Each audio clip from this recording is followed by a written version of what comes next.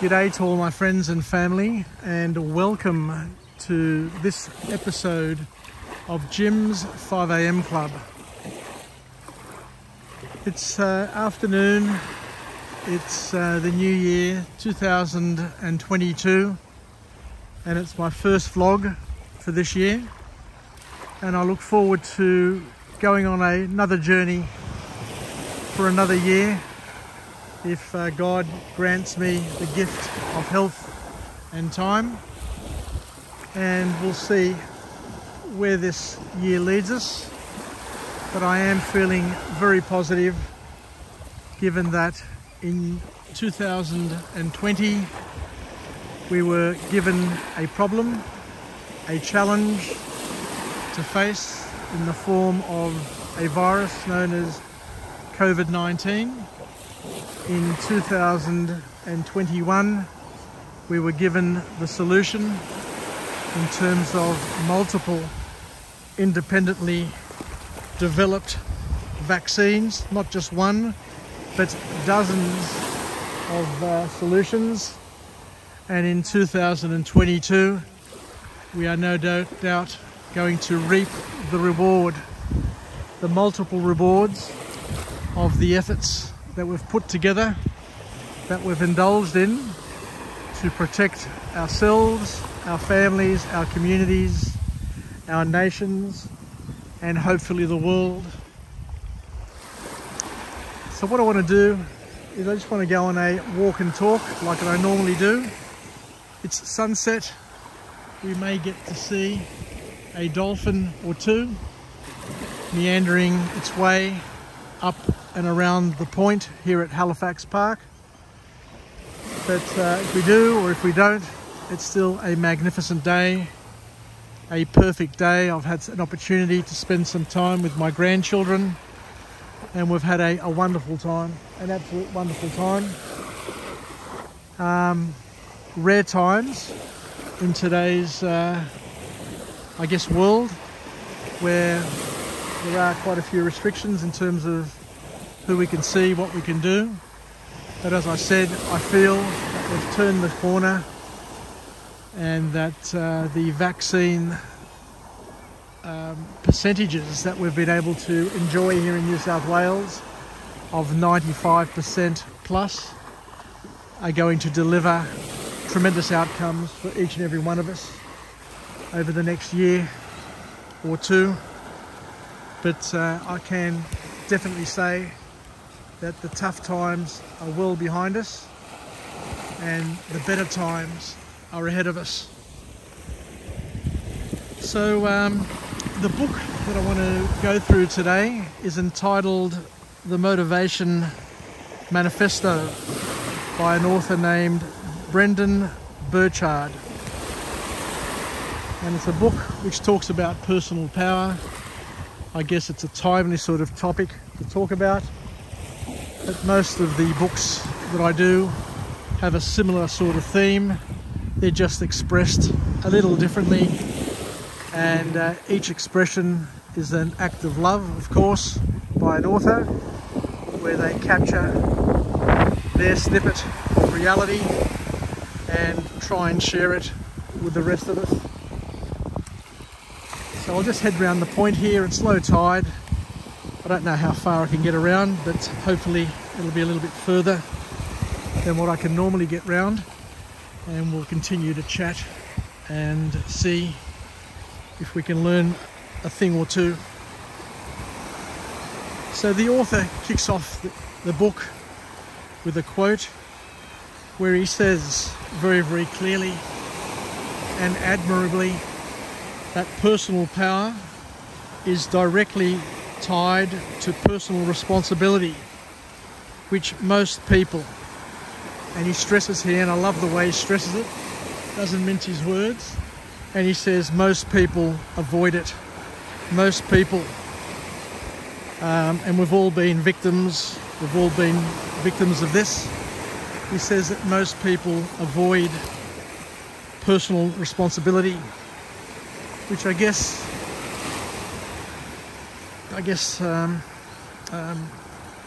shows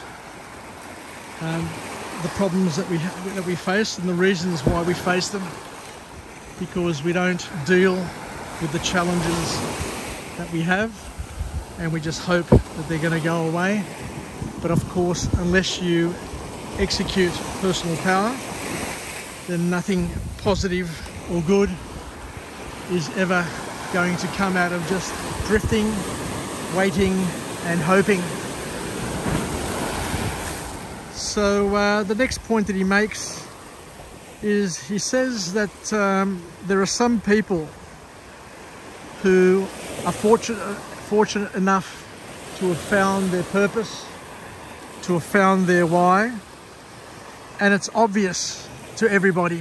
Once you come across a person who knows what their purpose is, knows what their calling is, it's pretty obvious, because they have a remarkable spark that illuminates them, and I guess it shouts out to the world who they are and who they stand for, or what they stand for, and it's expressed as an example in virtually everything they do, touch and are part of.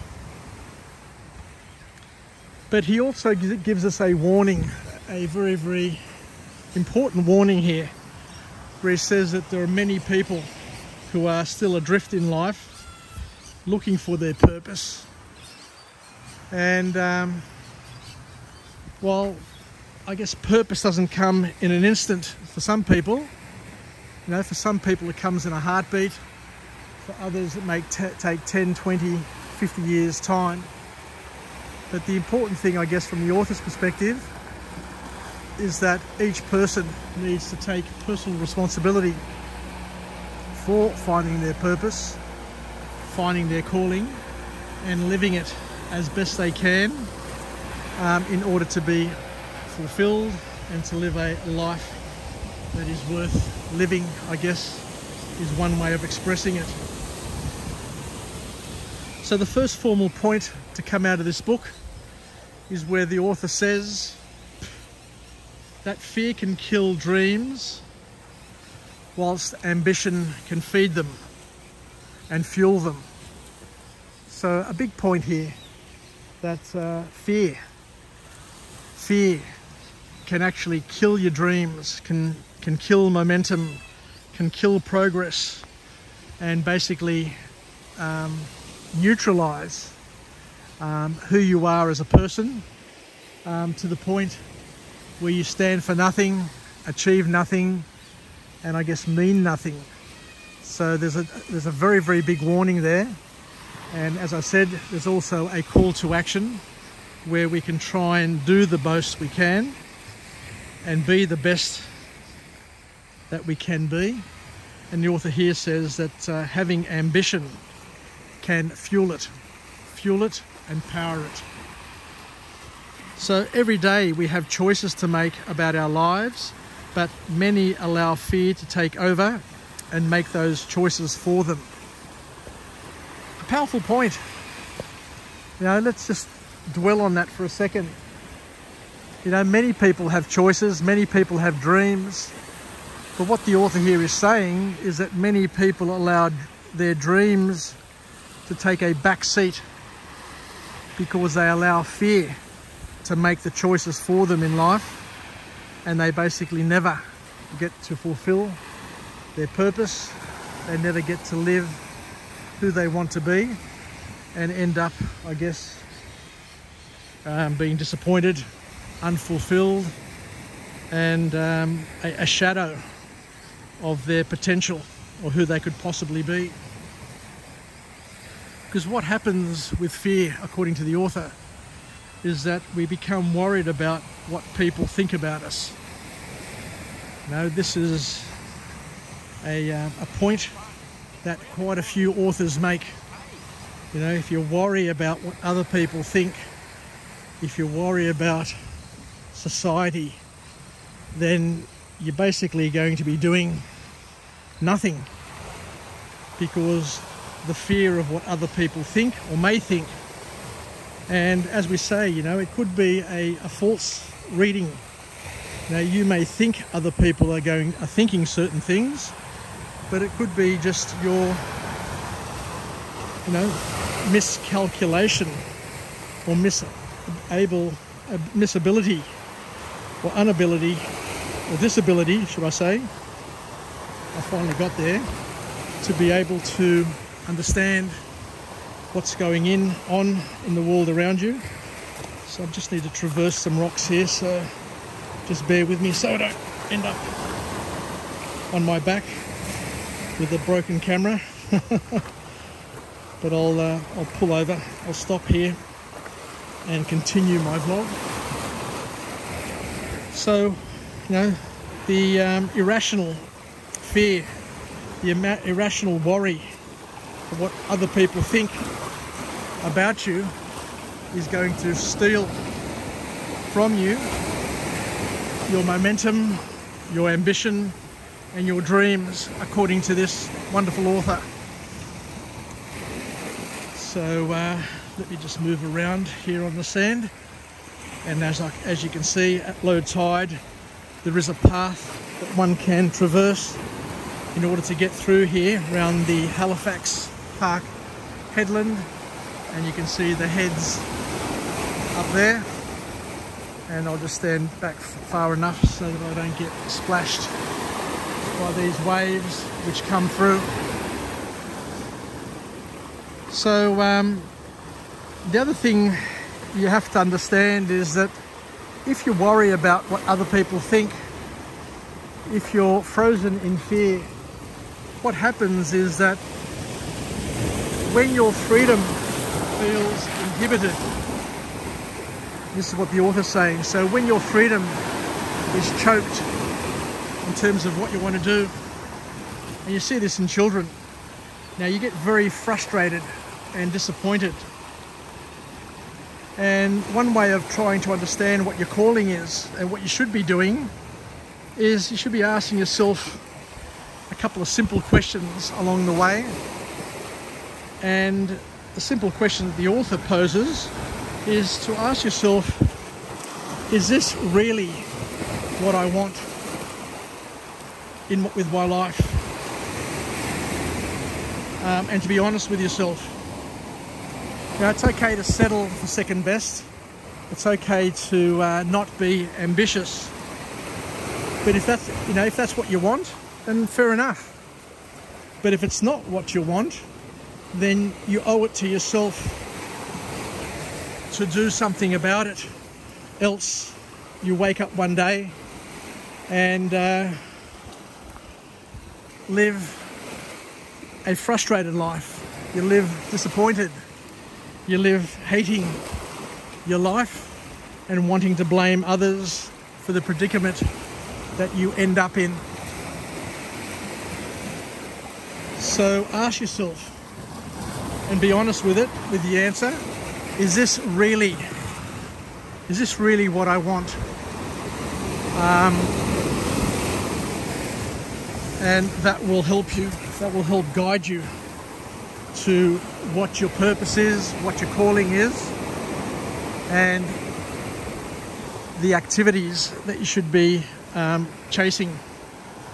The second formal point to come out of this book is where the author says that we need to learn to enjoy the present moment from your inner child. When we're young children, the beauty of being young is that you live in the present. You live in the present moment and you get to enjoy every moment as it presents itself. You don't waste valuable time worrying about tomorrow or being anxious about tomorrow, and you don't dwell too much in the past. Your life is an adventure which you're able to make the most of on a daily basis. So the author here leads us and basically invites us in a call to action to constantly leave behind old practices that no longer serve us and upgrade our mindsets.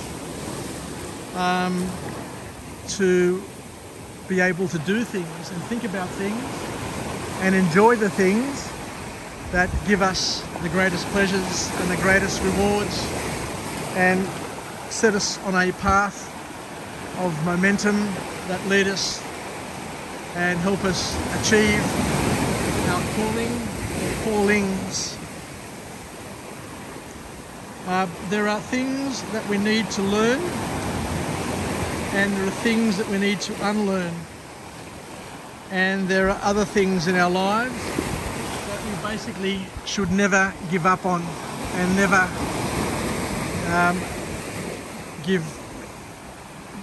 give away, I guess. And I remember my mother always saying to me, son, you know, we have a culture, we have customs, we have traditions that have been handed to us from generation to generation. And your job is to take them, to enhance them, and to pass them on as best you can, and as best as you're able to. Of course, ensuring that they serve you, serve your family, serve your culture, but things that you need to hold on to. And of course, there are other things that in your life you will pick up along the way and add them to your culture, to your patterns, to your traditions, to your customs. Once again, things that serve you, but not things that work against you and don't serve you. And there are things, as we said, that we should never let go of. The sort of things that we should never question, that we should never challenge, that we should never let go of course. From a Christian perspective, from my Greekness perspective, is my Christian faith. That's a given. A lot of people don't quite see it that way, but this is one of the things that the author reminds me of, that there are things that you need to let go of, there are things that you need to grab onto, but there are also things that you must hold on to and not allow to perish, else you lose your purpose, you lose your identity, you lose all the things that you stand for. And it's very, very hard in today's world, especially here in Australia, where we live in a multicultural society, where we're pulled from one side, pulled from the other, torn in two in many ways, and enticed, tricked sometimes into giving up parts of our identity to become parts of a broader identity. But the issue is, and I've said this time and time again, is that we lose our identity, and then you look at yourself in the mirror one day and you don't know who you're looking at and what that person stands for anymore. So we need to continually connect, according to the author, with our inner child and live and enjoy the moment that has been presented to us, this God-given moment, because we don't know what's happening tomorrow. As we've said time and time again, nobody's been to tomorrow. Nobody knows what tomorrow holds for each and every one of us. This instant, this moment, could be the last one we get to grab hold of. So it would be a shame, an absolute shame, if we wasted it by worrying about tomorrow, and especially about the tomorrow that may never come. As we've said on other vlogs, most of the fears that people face never are realised. Some authors have gone as far as saying that less than 10% of all the things that you fear, less of all the thoughts that keep you worried or keep you up at night or unsettle you, are irrational fears, and they will never ever come to fruition, regardless of how often you think about them, regardless of how often or how real they may appear. It's important to understand that many of these fears will never ever be part of your life. So don't spend too much time, according to this author, reliving the past or thinking about the ideal future. And it's important to understand that he says we don't have to attach ourselves and worry too much about the ideal future, because the future is just a continuation of our present. So if you're wasting the present, then your future is going to be a waste as well. So, and to let go of our past. Our past is over. Our past, in many ways, is a figment of our imagination. Our understanding of our past, our expression of our past, our thoughts of our past may in fact be incorrect, because it's an interpretation. Our past is just an interpretation. How we interpreted events, which may or may not be real or accurate. So don't let fear of failure or over-realistic rational mind thoughts ruin things for you.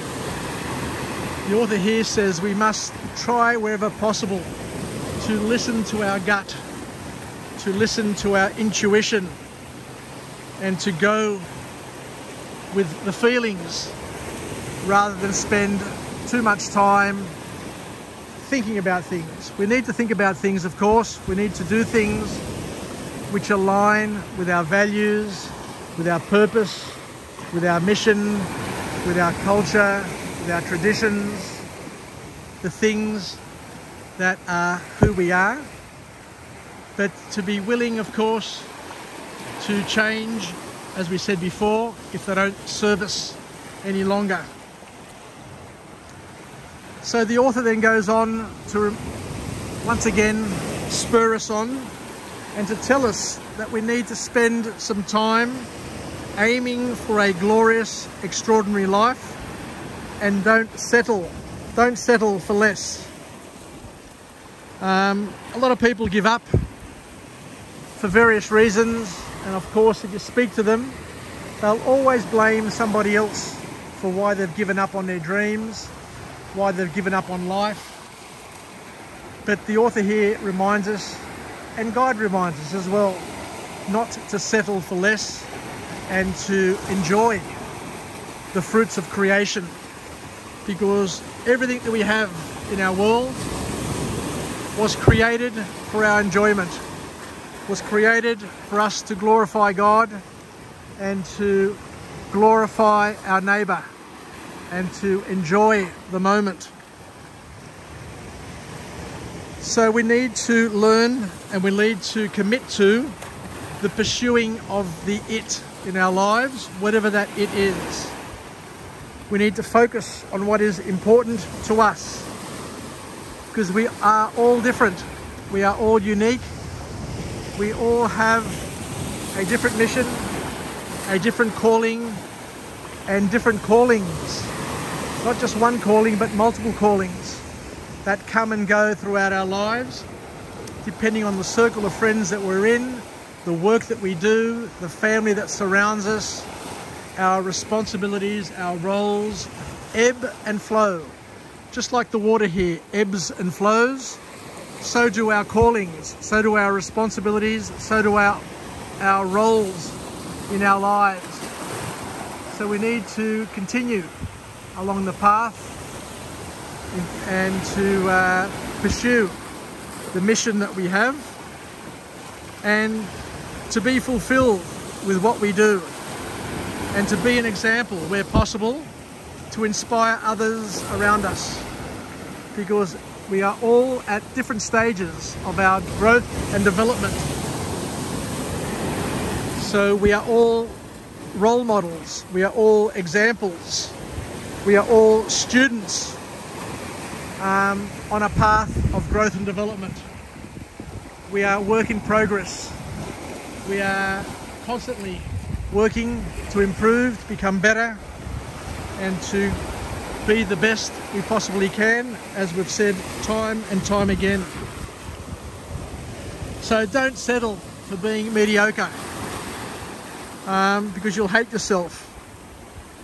And the big call to action here, as we've said time and time again, is for each person to identify what their mission is, what their purpose is, what their why or whys are, and to just go out and do it. Do it to the best of their ability. And along the way, you will get signs, you will get clues, you will get encouragement or discouragement. But you will learn, you will find out, you will see, you will taste, you will smell, and know whether or not you are on the right path. And but the important thing is the pursuit of excellence, the pursuit of godliness, and to do things that are pleasing to God, to do things that serve God and serve your fellow man. So once again, a powerful message, a powerful book, a great way to kick off the new year. And I will, as I said before, continue along this path. Although I don't have many followers, I don't have many people who listen to my vlogs, it doesn't bother me.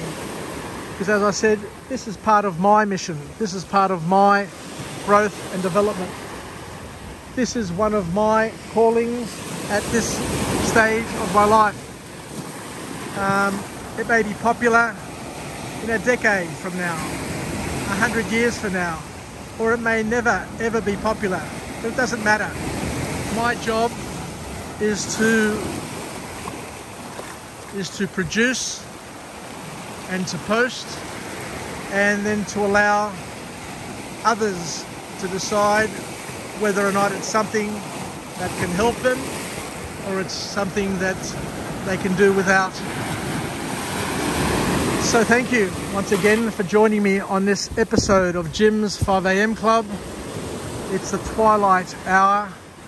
I haven't been able to get up early to do my vlogs because, as I said, I'm currently looking after my grandchildren who are up at 5 o'clock in the morning. So we're spending our time doing other things that fulfill them, make them happy, but by the same token, they also fulfill me and make me very happy as well, by allowing me to express my duty, express my love, and to be a grandfather, which once again is a role that I've been blessed with and something that I will try and make the most of while I can, whilst I've got my health and where the opportunities continue to present themselves. So take care everybody, have a wonderful 2022. As I said before, it's going to be a cracker of a year, especially for those living in New South Wales, for living in Australia. We rolled up our sleeves. We got the job done, even though we got off to a tricky start with anti-vaxxers and freedom wankers stalling the process, poisoning social media with their disinformation and misinformation. But it just goes to show that Australians aren't idiots. We know what we had to do, we did it, and we lead the world now in terms of vaccination rates. And hopefully we'll all get the boosters that we need, and Omicron will be allowed to let rip and won't cause as much damage to our medical system and cause as many hospitalizations and other challenges that will be an issue. So 2022, I think, is going to be the breakthrough year for each and every one of us. The economy is going to be on a roar, and it's going to be a wonderful year ahead for each and every one of us, and we're called to embrace it, make the most of it, and hopefully we'll be looking back in a decade and saying, you know, it was just a blip, just a little bump in the road, a little blimp on the radar. Because as we've learned time and time again, we always overestimate what we can do in 1 year, but completely underestimate what we can achieve in 10 years. So thank you to the scientists, to the politicians, to the global leaders who got us through this. You know, 3 years, 2 years of challenge, and we're going to have multiple years of reward and glorious times to be able to reflect and to praise the efforts of those who made the magnificent differences to the world. Okay then, take care, yasas, and we'll chat again. Bye for now.